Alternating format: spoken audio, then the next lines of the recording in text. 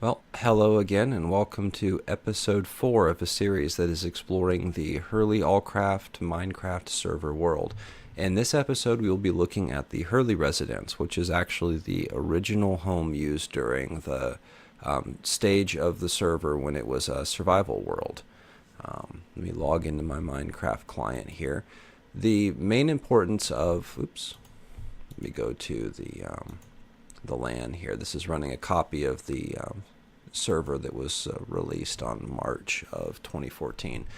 The main importance of the Hurley residence is that it's kind of the center point of the world. Again, since this originated as a survival world, the focal point for the whole world was really the main residence area.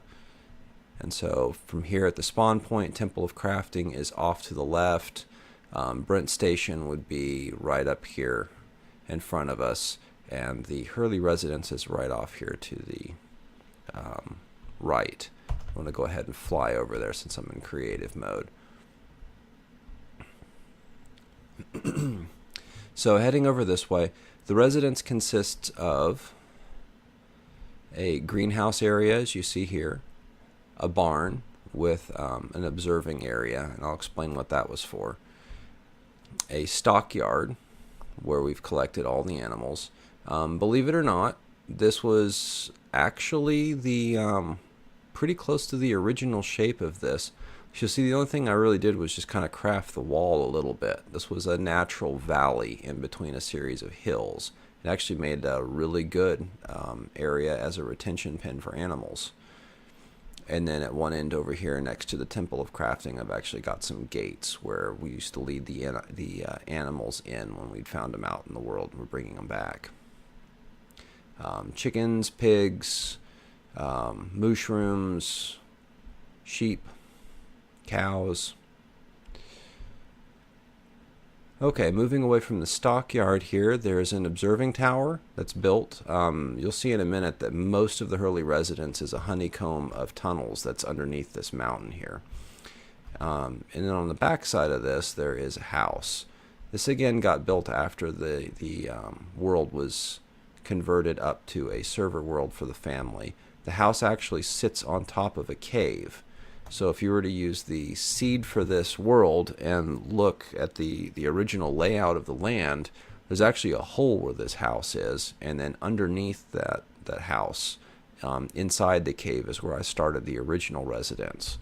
It's just simply a doorway that gave me really convenient access into a cave for materials and for ores. And then from there, it just kind of fanned out till I took over a good chunk of this area. Okay, so let's head down. There's multiple entrances to get into this place. There is an entrance here. This will take you into the greenhouse area if you were to go into it. You'll see it down here. And then the barn itself has actually got its own entrance. We'll see later. You can come in here, and it actually has an entrance to the main house there, so it can be entered during the night from underneath. Typically, you'll end up coming in via the railway station, since most of the transit around this world happens by the railway. There's the kind of like the front door here, and then the railway entrance. Now you'll notice that what I've got here is the railway coming in, but I've got a too-high doorway protected by soul sand, meaning that you can't walk in here. All railway stations are designed this way because by necessity they've got an open door that's big enough for mobs to come through.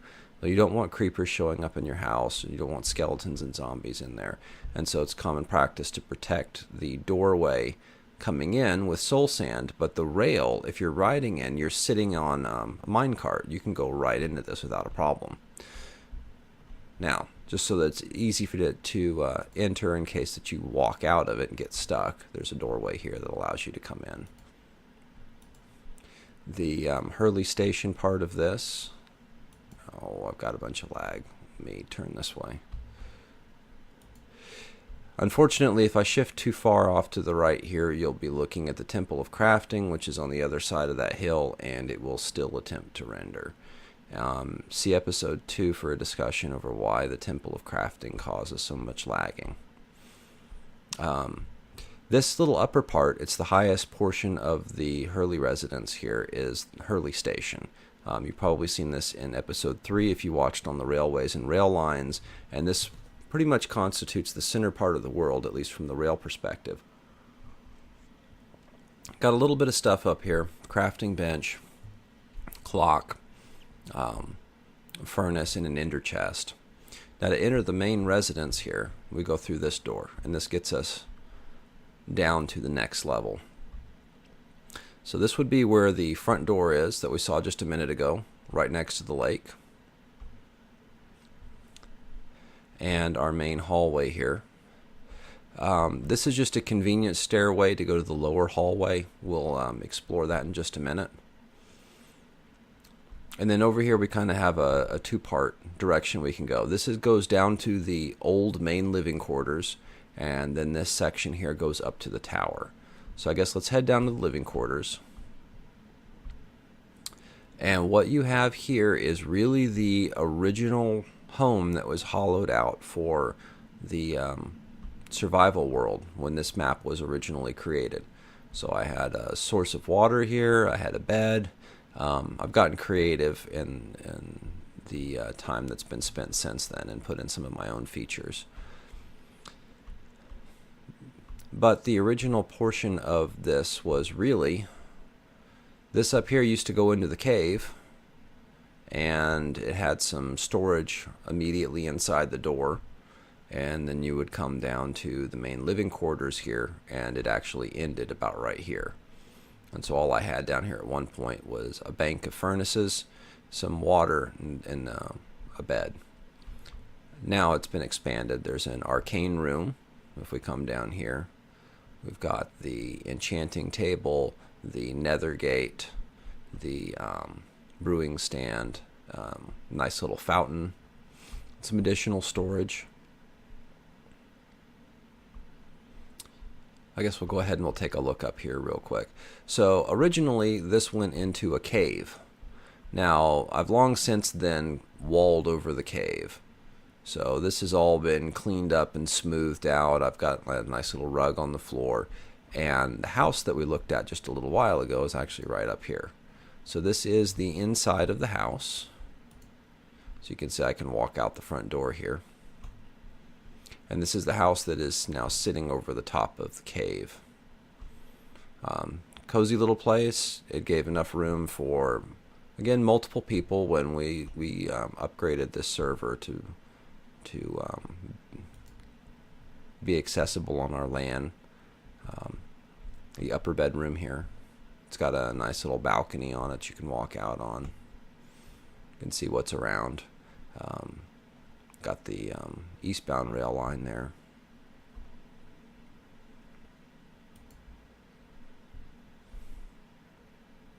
Now a little bit of the cave still remains.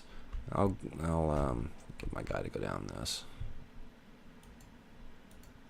I'll head back down that way. What remains of the cave is a quarry. It's probably the last part of the cave I was using in survival mode. And to access the quarry, you come over here. Now this is what's left of the cave. Now I've mined it out significantly. This is where I got a lot of the material that I was using to create the rail lines and the rail stations. I just literally start mining the floor away. And you can see parts of the cave still existing here.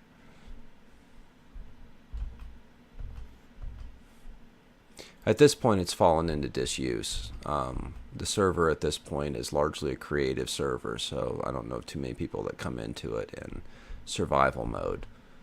But this is the original location of a lot of the rock that made up the first couple of railway stations. The tower that's above this place, the barnyard, I think the house, I believe we built in creative mode, so we didn't actually mine the stone for that from this. But a lot of the other little public works projects that are out there, this is where the stone came from.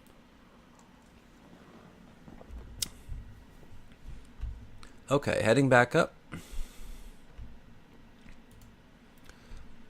So we're still trying to get to the meat of the residence here. That was just kind of the showy part.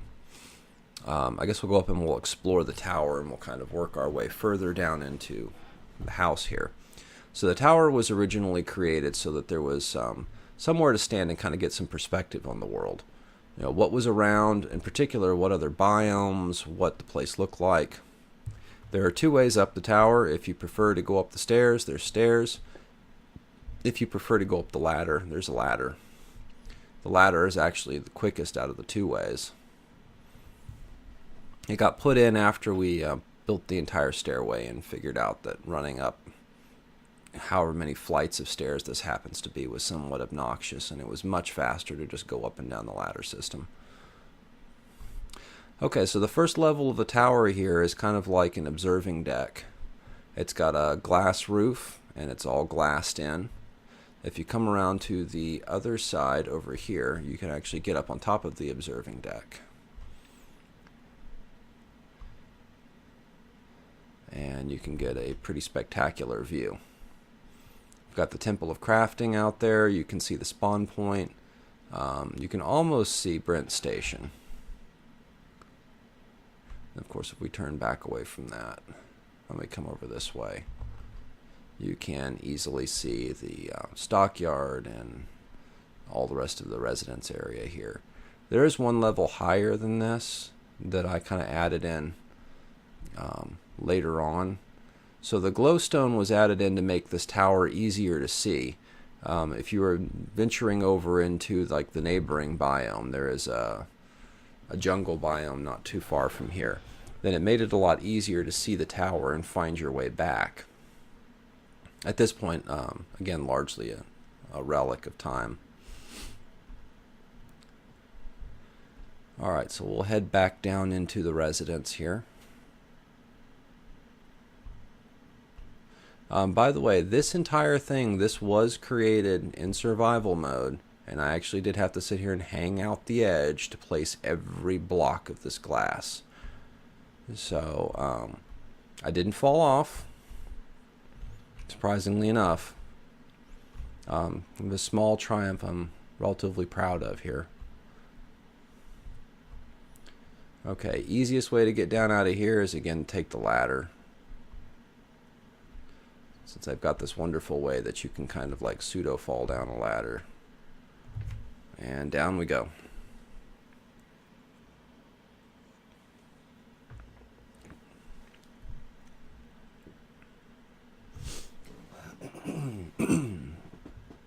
Okay, so now we'll head down into the bowels of the house. A doorway, of course, if you happen to be up on top, need to get access to the tower. Okay, so going down to the lower hallway, again stopping, this would be where the front door is and where we came down from the railway station. Main living quarters off this way.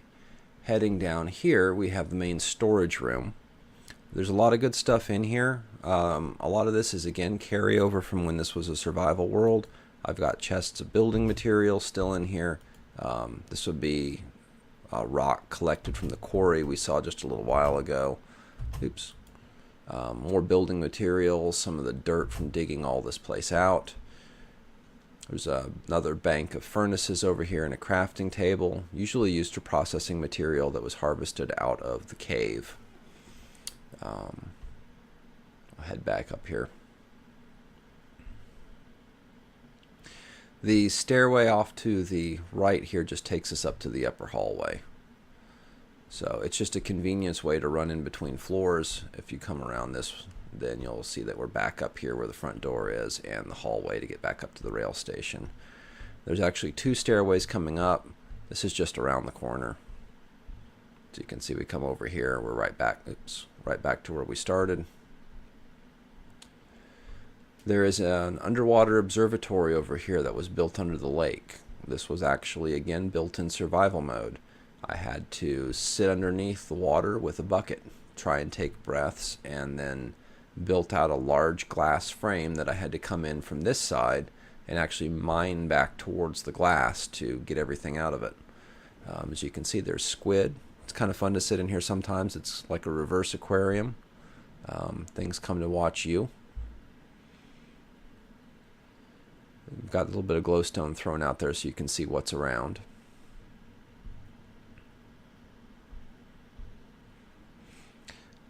Okay, going back to the main hallway, we're starting to get to some of the meat of the residence here.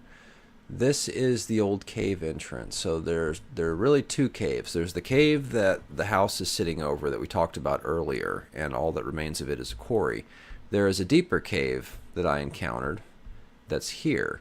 And this was actually used to obtain a lot of the early materials, like the ores and the redstone and stuff that I was using for building, not only in the residence, but the rail lines around it. There was some material in this. This is actually a pretty small cave. It ends here. But I had been able to mine further down here and find a deeper cave. And this one is far more extensive. So we'll head down. It's largely tapped out.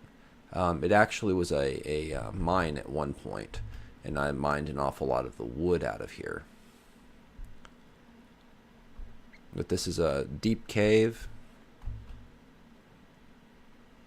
It's got a lot of lava flows in it. I've also done a lot of work with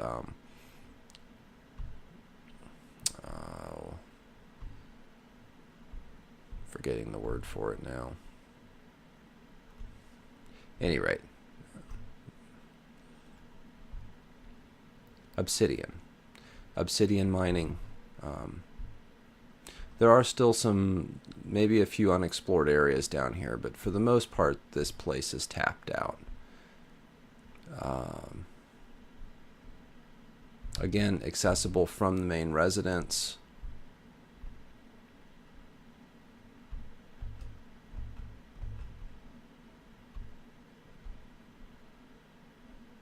You can see a little bit of what's left from the mine area. Some wood that I hadn't pulled out, and there's some track.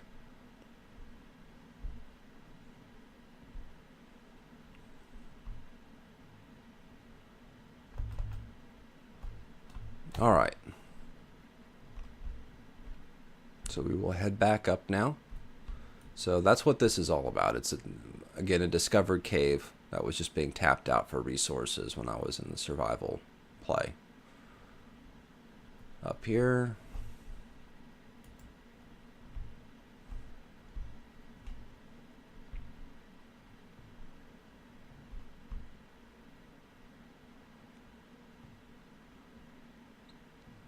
There's a bit of lag. Some of this is going to be the chicken coop, and some of this is going to be possibly the Temple of Crafting, although I would love to think that the rendering engine is not trying to render that through the soil here. Okay, as we continue down the hallway, we are back to the greenhouse. So this is where I've got a cache of the different food items I found in the world. Why make it below ground? The main reason is so that you didn't have to deal with the structure above ground. So I've got a large structure. If it sticks up above the ground, I have to constantly walk around it to try and get back into my house. By making it under the ground, I've not only got a safe structure, it's well lit so I can do farming at any time of the day, and I don't have to constantly try and walk around it on the surface. And just walk over the top of it. In fact, at night you'll actually see a lot of critters walking over. I'll switch my mode here to survival mode. You might actually see some of the mobs start to generate and run across the top. So the general layout for this is to have water next to a row of farmland. So I've got farmland, water, farmland, water, farmland. That helps the plants to grow a bit faster. And then the cocoa beans are planted down here on a wall of jungle wood at the very end. The constant light that's in this place all the time causes the plants to grow relatively quickly.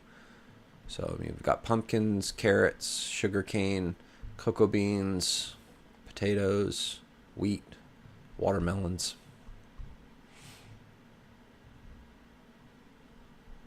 I guess the sun's coming up.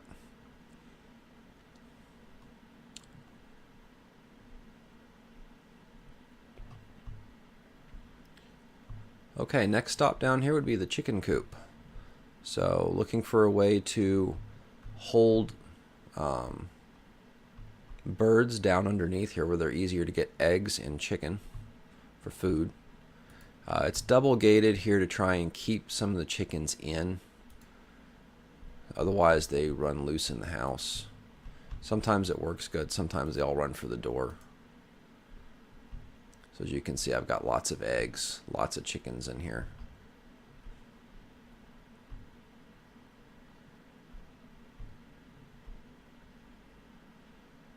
It was pretty easy to construct. To get the chickens in initially, you can either bait them in, or you can bring eggs down and break eggs in the room. Either way works.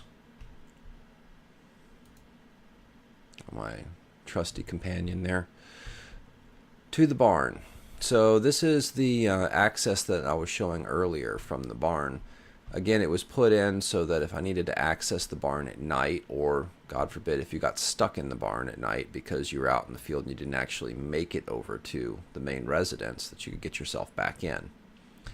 So the pasture, the stockyard here, looks like I got some spiders running around out there.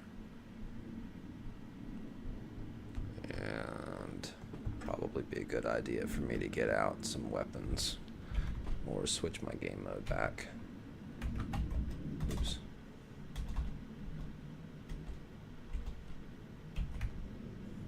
Oh, come on.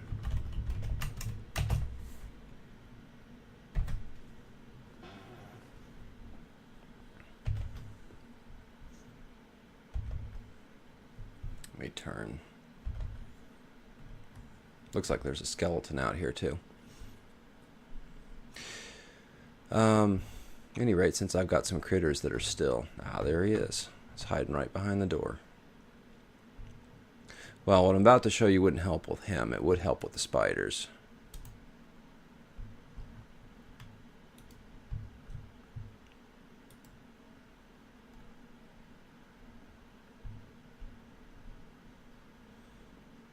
He's a bit obnoxious. Come on.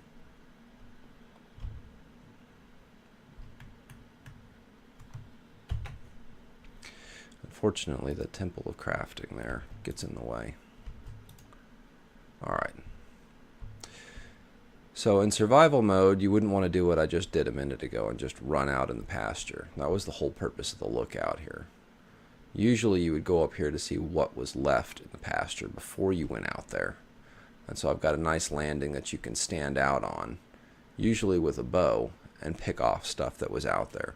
Or just get a survey of how many animals that you've got left. You know whether or not you need to go out and feed or breed some of them. Go find some more. Let me get up there and close that door. Oh, come on.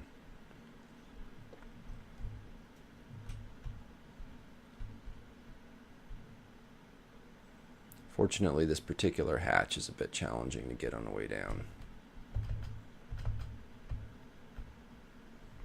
I have to cheat.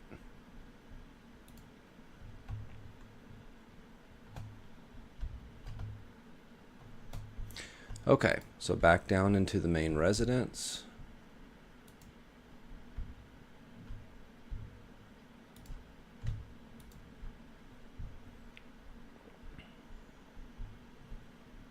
Continuing on down the hallway here, we have the nether greenhouse.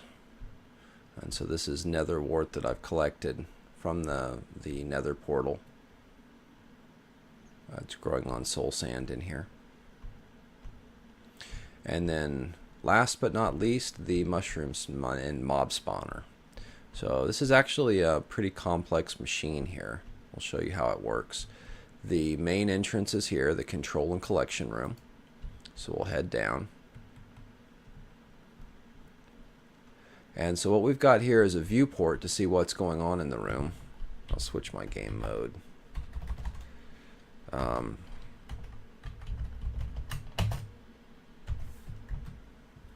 So I'm back in survival mode. We may see somebody generate in here. If so, I'll be able to demonstrate how some of the... Oh, and there we go. So there's a skeleton down there. And actually, if you look in here, you see that there's a viewport, and it looks like there's a creeper in there. Now there's water that flows. There's a trench here. So I guess we'll explain real quick how this part of it's supposed to work. The original design was to grow mushrooms, and what'll happen, there's one way that you can run water over the main part of the land here, and it'll wash mushrooms down into this trench. And then there's a cross current that runs out of both sides of the trench and comes to this single part here. Now if we come behind it, you'll see where we can see the creeper that's caught in there right now. It'll wash the mushrooms up underneath this one level and then back here to the collection room. Now, for dealing with mobs, there's a couple of ways we can handle them. One way is this apparatus here, which is actually a press. So if I turn that on, you'll see I'm going to squeeze him. And then as he gets finished in there,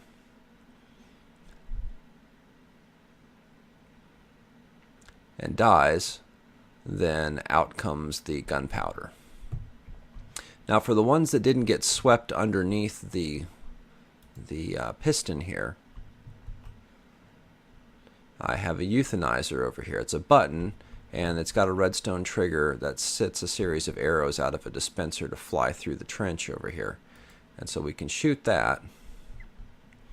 Let's see who we've still got. Man, there's a bunch of lag jumping around. I thought we had a skeleton in the trench. I see we get a spider. Yeah, we've got a skeleton in the trench over here. So we can fire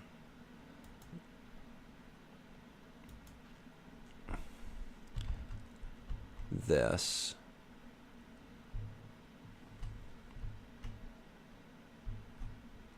It should eventually kill him, assuming that I've got a good shot on him. It's kind of hard to hit him sometimes with this. It can take a number of arrows to finish him off. You can see the arrows firing out there. Did I finish him? Looks like I might have. Oh, no, he jumped down in the press, so we'll finish him off this way here. And you can see him caught in there underneath the press. And gone. Done. Okay, so let's actually try and get some mushrooms out of this. I see we've got a lot of other things that are in here. So if we wanted to get mushrooms, we would turn off the counter current first. So now we actually have no water flowing. And then we would turn on the room flood, which is this lever right over here. Now I've got redstone lamps behind it to show you when the lever is switched to be on. Now if we look, we'll see that the room is now flooding. The spider's not happy about it. And that will flood things down into the trench. Now it doesn't guarantee that any mushrooms might actually come here, because if they flood down in the trench, they could be anywhere along it, not necessarily right in front of this little divot that comes through. So we allow this to flow for a little bit, and then what we would do is turn off the room flood, and then we want to turn on this counter flood that goes from side to side down the trench and flushes things around. So we see that goes down. You can see the water drying up in the area here. And then if we flip this counter on, it will start to flush things that are caught in the trench and flush them to come through. So we'll see if we get any mushrooms. And sure enough, you can see them right there. There's a couple of mushrooms coming. So we did have some growing in there. Unfortunately, spiders are the only mob that can't really be handled by this, since they don't really fit down in the trench, so the euthanizer can't get them, and they certainly can't fit underneath this pressure crusher here. So if you get one in there, you're going to have to manually clean them out. I'll switch back over to a different game mode. Prevent me from getting attacked here. We're going to actually go look in the spawning pit now. So that was the control area and collection bin. Now if you actually need to maintenance the thing, there is a light here, so you can flip this on. The objective is to make the spawning pit safe to enter. You don't want to go in the dark. You just saw what all spawned in there when I was in survival mode. It can be a nasty place. I'll go ahead and switch to a sword here just in case I need it. Now coming down this hatch here, this would be the actual spawn pit. So now you can see the trench I was talking about right here. So we'll jump down in there. So the trench, the water, this water will actually come out of this side here once the piston has let the block down, and there'll be water that comes out of this side here when the piston lets the block down. It'll rinse anything that's on this down to a final collection trench that's here. That comes in, and you can see back there, that is that glass, that area that we were collecting all the materials at earlier. We are right underneath the piston. Then you can see from the glass block, this is where the creeper got smushed. If you manage to wash a mob in here, you can flatten them out. So that's how that aspect of this was working. And then up in here, it's just a big flat area. Now I've got cedar mushrooms all along the edges here, and the mushrooms that get collected will be on the floor. And then of course the redstone lamp up here in the ceiling makes it light, so it's safe to come down in here. When you want to re-enable the spawning pit, you just simply go back up and turn the light off. If you're in survival mode, stuff will start spawning for sure. Okay, so heading up, shut the hatch, turn the light off. Okay, now if you actually need to get back to deal with the waterworks aspect of it, this is where the water that powers the whole room comes from. So I've got a reservoir back here, and I've actually got a maintenance hatch at the very end, and this is for getting down to maintenance the redstone. So we'll go down there so you can take a look and see. Here is the redstone and all the pistons that power the thing from the back. So for the room flood, all these pistons will drop and allow the water to come out from the reservoir that's sitting above. And it's all powered by these this redstone circuitry here.